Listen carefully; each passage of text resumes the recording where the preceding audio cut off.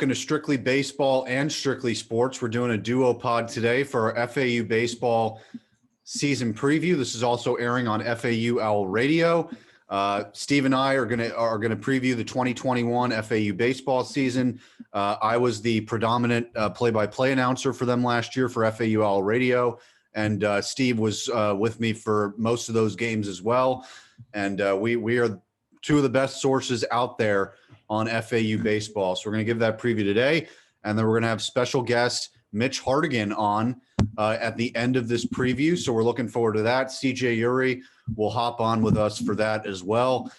So Steve, we were broadcasting last year together. We got to go see the Florida game. We broadcast in Miami. Things were riding high, and then the season just ended.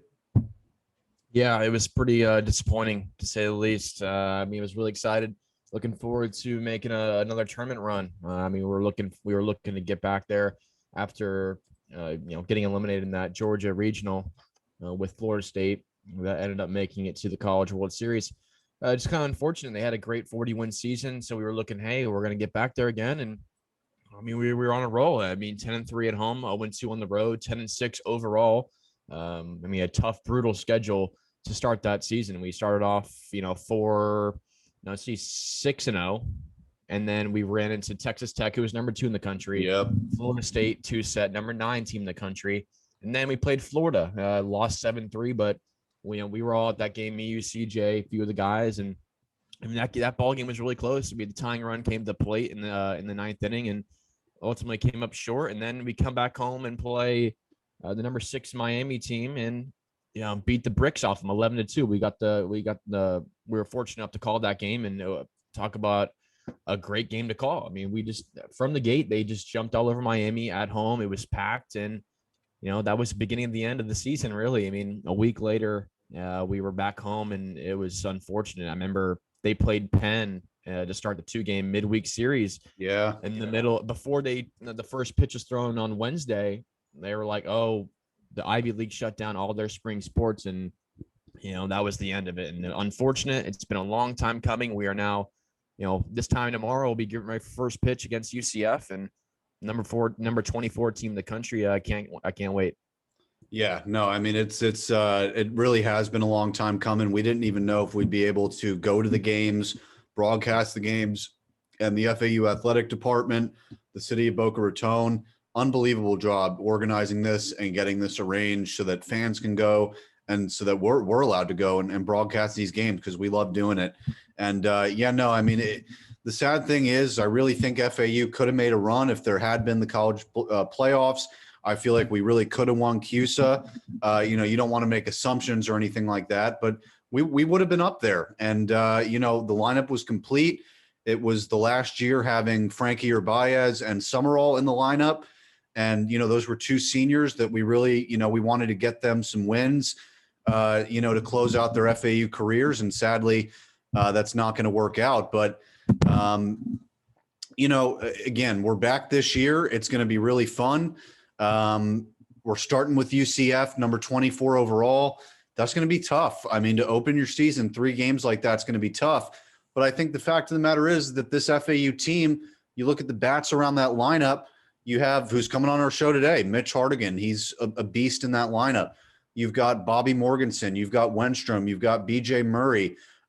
Nicholas Toney. Remember, he had a multi-home run game last year, and we were wowed by him. So that's 4 or 5 bats right there. And who knows? Cade Parker last year was a freshman.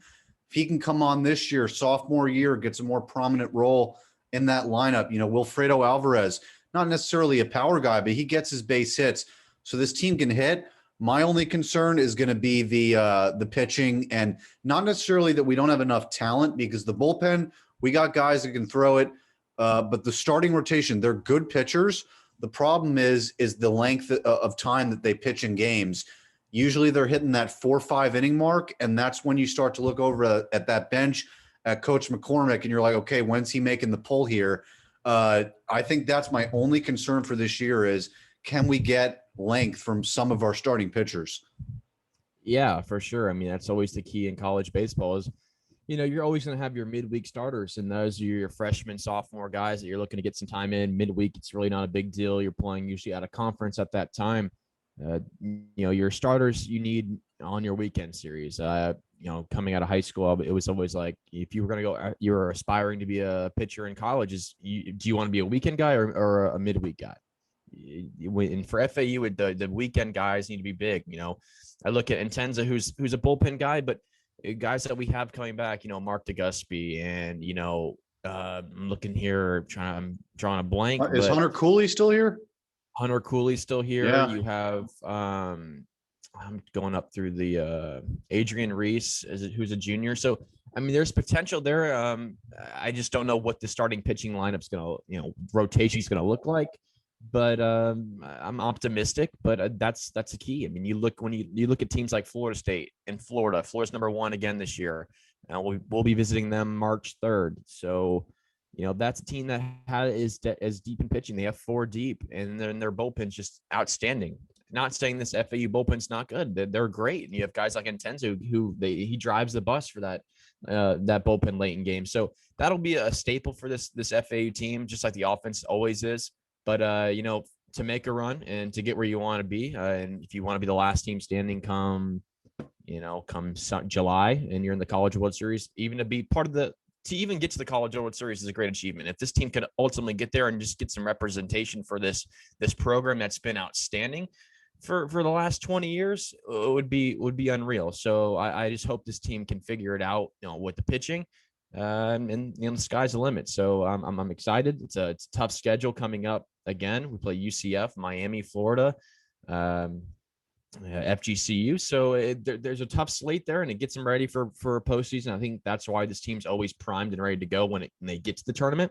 So we get started here against UCF. It's primed, ready. If they can, I told you earlier, if we can take 2 out of 3 from these guys, maybe even look for a sweep, man, you'll be ranked and you'll get national attention right away.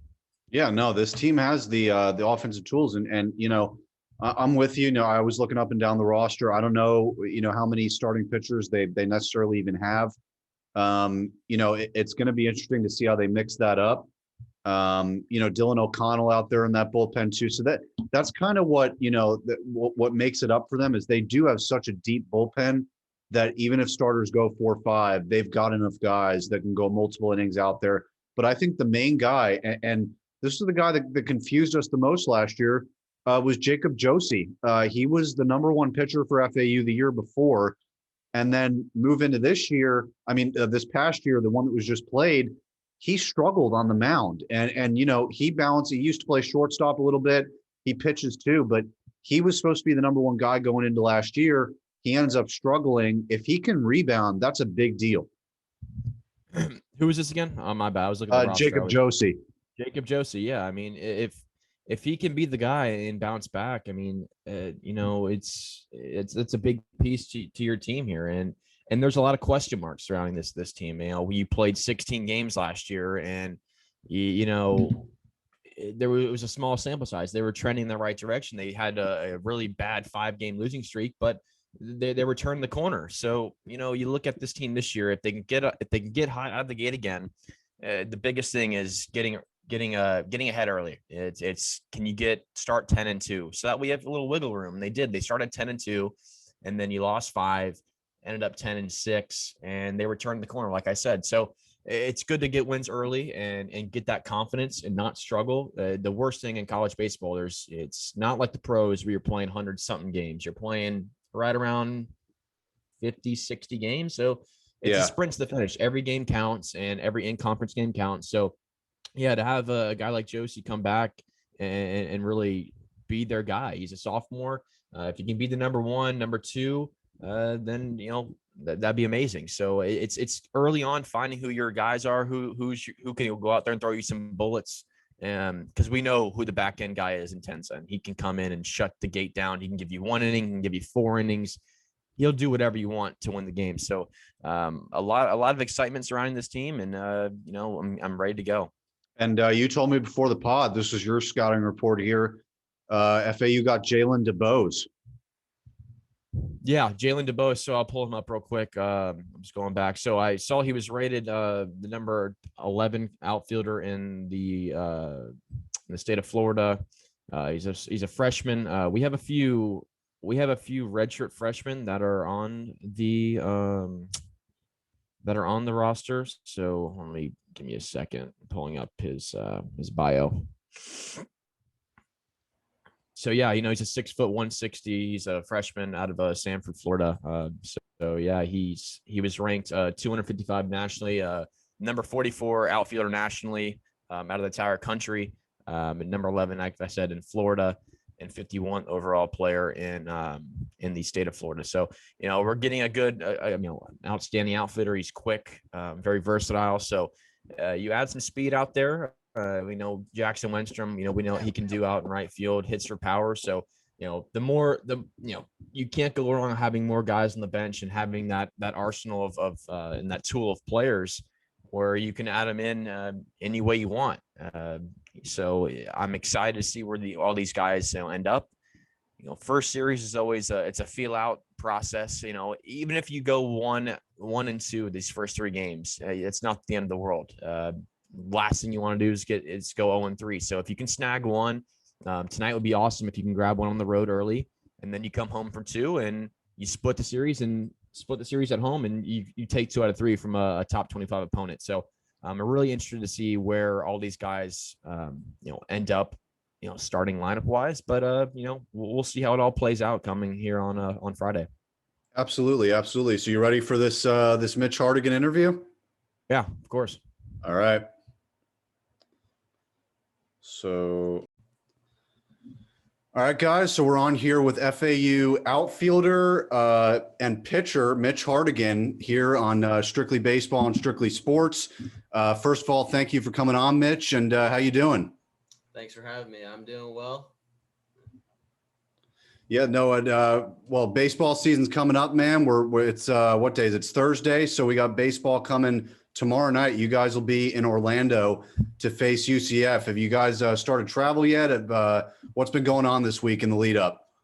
No, it's a bit of a different approach this year because we've never done something like this where we go to UCF for 1 game and then they come back here for 2. So we don't leave for Orlando till like 10:30 tomorrow, and we bus up there and then play and then bus back. Oh, wow. So, yeah, so it's all the COVID stuff. They're being precautious and all that. Yeah. Yeah, that makes sense. Yeah, so I was wondering, so we were talking earlier before you came on about the starting pitching for you guys. So who, I don't know if you could tell us, but like who's the 1, 2, 3 guys for you guys last year? We knew Josie was one of your guys. So who's y'all's number 1 going into the season? Yeah, Josie will still be our number 1. I actually live with him. He's in the other room over here, but Gotcha. He'll be our number 1. He'll be starting tomorrow. And then our Saturday guy is a new guy who just is a JUCO transfer from Indian River. His name is Javi Rivera. He's got the heat. He gets up to like 95, 96. Jeez. And then our Sunday, as of now, is Matt Sparling, who's a lefty that also gets up to like 93, 94. And then once conference play starts, we'll have to add another starter because we'll be doing double headers on Saturday. Awesome. That's interesting. So it's definitely a good pitching staff. I mean, you guys got it through last year, but the question I've had for you, I've been thinking about it. You play left field, you hit 300, you hit home runs, and you also close. I mean, how do you balance all that? You got to worry about defense, you got to worry about your at bats, and then you got to worry about getting 3 outs. Yeah, I mean, honestly, it's mostly just worrying about my at bats in the outfield. It's not too much worried about the defense. Just don't let it get behind you. But honestly, pitching kind of takes my mind off of everything else. Like it's more, if you ask me, hitting, it's not harder, but it's like just more thought process and like a little bit harder on the mind. Cause I mean, a good hitter gets on 3 out of 10 times. So, and a good pitcher is supposed to get you out like 8 out of 10 times. So, I mean, it's just the success level makes it a little bit easier on the mind to me. So it kind of takes my mind off of like a bad day hitting. No, that's interesting. I mean, you never really think about it that way, as a fan sitting out here, you're thinking of it as like a numbers game almost. Yeah. I'm a big numbers guy, so. So you pitch and you play in the field. Would you say that your skill and your experience pitching plays a big factor in your at bats? I'd say so. Yeah. Hitting, there's only so much thinking you can do. Even as a pitcher that like I also pitch, you don't want to overthink anything. Like just try to guess what they're going to come at you with or what you would come at yourself with. But it's more just like get in there, see ball, hit ball. But it definitely helps at some points if you know that the pitcher mindset is like a hitter gets themselves out more times than anything. So you just kind of have to just pound the zone and do your thing. Don't try to nibble on corners too much. And honestly, 3 out of 10 times or 7 out of 10 times, they'll just end up getting themselves out. For sure. Yeah, I always wondered about that. Like guys in college who pitch and play in the outfield when they're at bats. I always kind of like, I'm not the biggest baseball guy, but I love watching college baseball. And especially when FAU's playing, I try to go to as many games as possible. Yeah. And I always wonder about what the advantage that you guys have that, you pitch, you see things probably a little differently than just the guy who plays first base and doesn't really, pitch as much. Mm-hmm. For sure. Yeah. So real quick, being a part of that 2019 run, y'all finished, with 41 wins, a team that kind of y'all seem to be like overlooked, year in and year out, even though y'all are winning 40 games, consistently, Coach McCormick seems to have y'all in the right mindset every year. Getting put in that Athens regional with Florida State, Georgia, kind of going through the gauntlet there, getting bounced early. And then last year going up against Texas Tech, Florida State, Florida. I mean, how do y'all stay ready? And like, what's the mindset like going up against these, top 10 teams and, thinking, we're going to grab a win here and, we're going to show people that, we're for real and we belong here. Yeah. I mean, you got to just kind of treat it like any other game. We're lucky enough to be like in Florida. So we'll play Miami 3 times a year. They'll be top 10 most of the time. We'll play UF at least once a year. We'll go up there, and that 2019 year, we actually won the game up at UF. So, I mean, it's just, you got to try to not make too big of a deal of it. Last year, I feel like that's kind of what we did badly at FSU. It was just kind of a different atmosphere. We kind of, I don't know if we psyched ourselves out or anything, but that was definitely the best pitching we faced all year. And Texas Tech had some absolute dudes. So I don't know. We just kind of have to make sure we just treat it like any other game and just do our thing because we've proven that we could hang with these teams time and time again. So who's the guy in the clubhouse that's mainly the leader? When you're going into those big road trips, who's the guy that's giving the speech or kind of the prominent voice in there? Yeah, and who's the clown too? We want to know who the clown is, and then also if you could tell us who's the guy who's picking up the chicks on the first baseline too. All those girls that are sitting there, because I go to a lot of games. I'm like, damn, this is a prime spot here. Oh, geez. I mean, we got 3 captains this year. My roommate, Nick, my other roommate, Jared DeSantillo, and then our most senior pitcher, Dio. They're kind of the guys that are just I don't know if they'd be the ones hyping us up, but they'll definitely take the voice of reason role and just kind of keep us centered before the games and get us on the right track. When we're looking for a hype speech, we go to our new guy, Daniel Tomasello, actually, because that dude is just a bundle of energy. And every time we go, he'll probably lead the speech tomorrow, honestly, but he gets into it. So, and sheesh, as for the guy that picks up the chicks, I don't know. We got a lot of our teams wifed up right now. Oof. Jeez. Yeah. Tough look. Yeah, at Owl Radio, our guy who picks up all the chicks is Steve. So we definitely want to put him up against whoever your guy is. I'll have to get back to you on that one. I don't know. We got Yeah, just a ask few the guys chat. here and there. So Steve and I were calling a bunch of games last year, and we were watching Mikey and Tenza pitch, and we were sitting up there. Basically, every time he pitched, we had a different theory as to what that pitch is. Are you even allowed to say what it is, or what do you think it is? That wipeout slider or whatever the hell it is?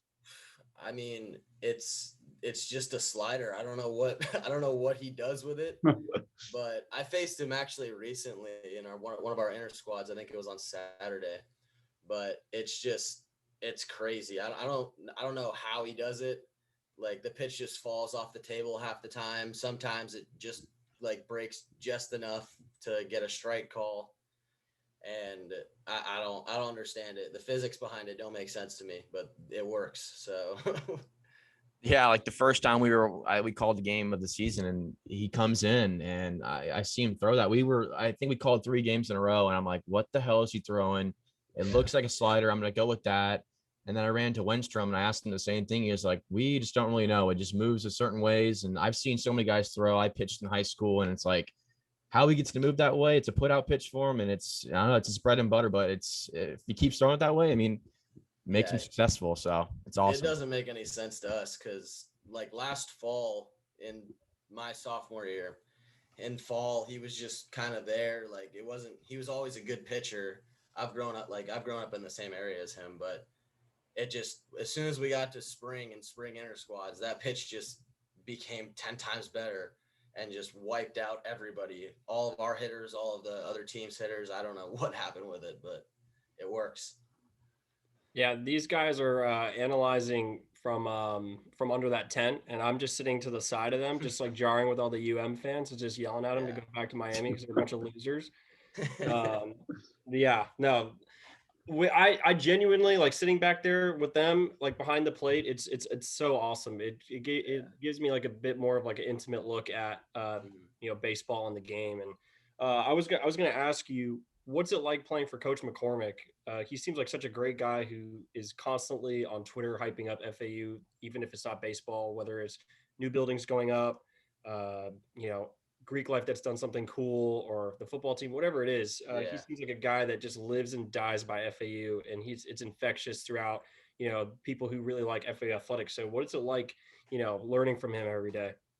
I mean, honestly, it's great. I couldn't ask for a better head coach or better coaching staff in general, honestly. A lot of those guys that coach the big programs, you kind of get like the vibe that they're a little like stricter or kind of just standoffish, and he's not like that. He'll joke with you. He's very sarcastic on the field. Like if you make a bad throw, he'll joke with you and it'll be kind of a backhand comment, but it's from the right place, and he knows his stuff. It's just a lot of fun. He definitely lives and breathes FAU, and it infects all the teammates with it too. And then all of our other coaches are amazing too. Awesome. So, so what's the better feeling? Is it making a diving catch, hitting a home run, or getting the final out of a game? Hitting a home run for me, definitely. I prefer hitting over pitching. I've told many people that, but getting the final out in a game is pretty cool, especially if it's a close game. Like I got 2 saves last year, and those felt pretty good. So, but a home run, there's nothing better than it. I remember last year, not to go off on a tangent, but we played, I think it was Binghamton. It might have been Delaware, but we had bases loaded with 2 outs, and the pitcher got out of it by striking somebody out, and he hit one of these after he got off the field, and we were all pissed. And and it was really bad because he literally loaded the bases right before. So I went up the next inning with the worst mindset I've ever gone up to an at-bat with. I was like literally just trying to hit a home run, and just so I could do it to him.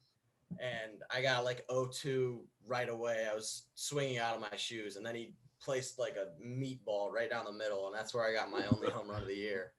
And I was able to hit it on the way out, and it was the best feeling. Yeah, screw that guy. Yeah, no, it was. You should have looked at him and just did the right. I looked at his catcher, looked him right in the eye, and went like that. So. Hell yeah. No, that's the best. I mean, those are the things in baseball that you don't get in any other sport. You know, other sports you're allowed to, celebrate on the field. In baseball, it's like if you do one thing that pisses off the other team, gets a whole team riled up. Yeah. So question. So FAU sent, a pretty decent amount of guys to the majors, whether they've only played in the minors, not gotten all the way through, or guys that have gotten all the way through. Do guys like that come back and talk with the program, give back, and see you guys before the season and whatnot? Do they engage a lot with the program? Because I know that for the most part, MLB's off season is still going on, like as your season is starting. Oh yeah, no, absolutely. They always come back around. We get speeches from former FAU players that have gone pro all the way. Especially the guys that are like just got drafted a few years ago. Like for my freshman year, we've got Pedro. We've got like Mike Ruff. Sandy's back as our ops guy now, but they're always around. They just love the atmosphere here, and they still have friends on the team, obviously, but they're always around, just being generous. Tyler Frank's here all the time too. So yeah, no, they can't get enough of FAU baseball. It's a unique culture here. Yeah, that reminds me that this conversation. What do you think it's going to be like this year without Urbaez at the top of the order and without Summerall in the middle? It's definitely going to be a lot quieter. Frankie's always yelling something, so he's everybody's favorite player. Like you ask my mom, she's his favorite player, or he's her favorite player, and I'm second on the list. But it's definitely going to be a lot quieter. We're going to have to rely on some new guys to keep up the energy. But it's definitely going to be a lot different without him. And then Udi Summerall, it was kind of hard to just imagine the whole program as a whole without him. He just he embodied the whole place, and I lived with him last year. And so, to have this whole year without him, it's been really weird. Those two both were the loudest kids on the team. So a lot quieter, but I miss them a lot.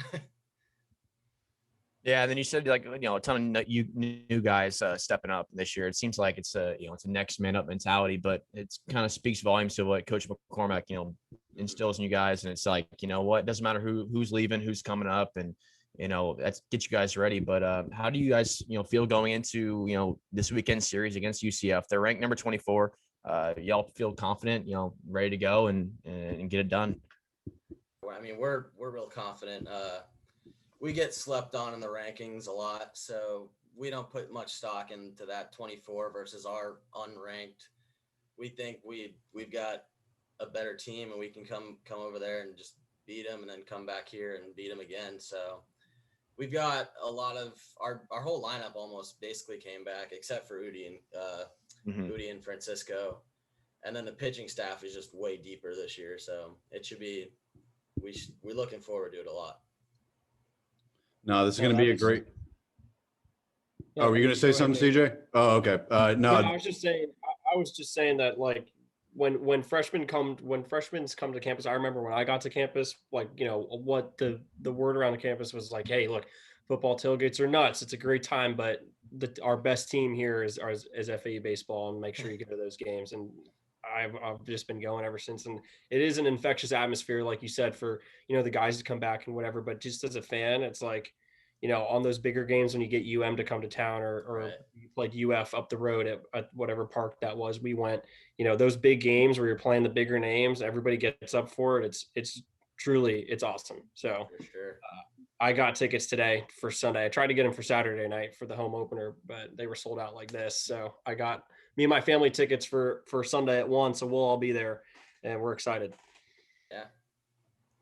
good stuff. So, well, we want to thank you, Mitch, for coming on. We're going to wish you a lot of luck going into this season. I'll be there on Saturday and Sunday calling for FAU Owl Radio. So hopefully we'll be announcing some good stuff this weekend. Again, thanks for coming on, and we'll hope to have you on soon. Yeah, thanks for having me. It was nice meeting All you right. guys. Thanks, Mitch. Peace.